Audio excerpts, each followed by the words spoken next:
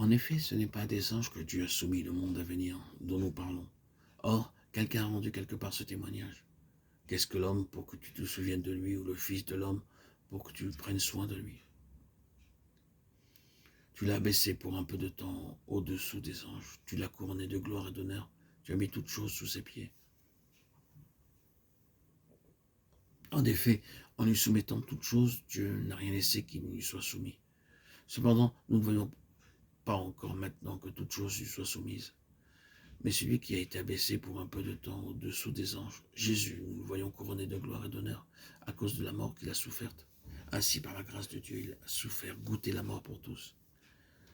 Il convenait en effet que celui pour qui et par qui sont toutes choses et qui voulait conduire à la gloire beaucoup de fils était élevé à la perfection par les souffrances, le prince de leur salut.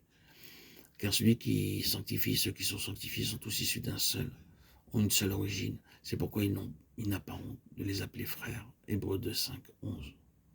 Cette portion des Écritures est un condensé de tout ce que la Bible dit et surtout de ce que traite le Nouveau Testament.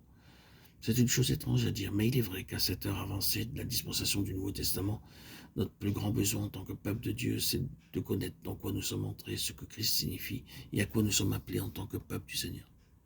Ce besoin a plusieurs aspects. Vous serez d'accord pour dire, j'en suis presque sûr, qu'un des aspects de notre besoin, c'est celui de l'assurance, de la confiance, d'être assis, enraciné et fondé sur une inébranlable espérance.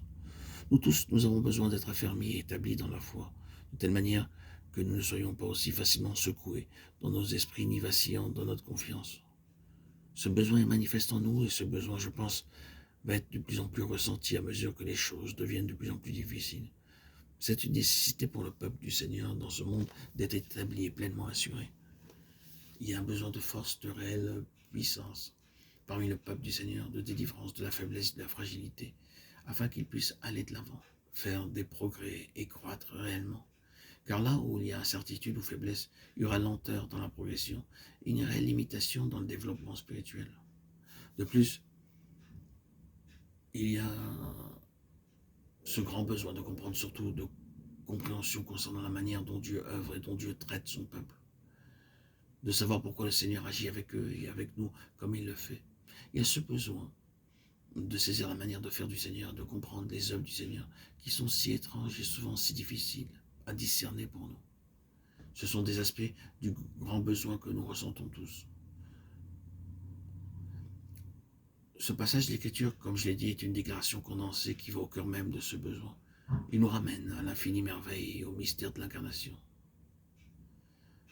Si nous pouvions saisir la signification de l'incarnation, Dieu manifesté dans la chair, nous aurions une réponse à toutes nos questions. Et notre besoin, sous ces diverses formes, serait satisfait.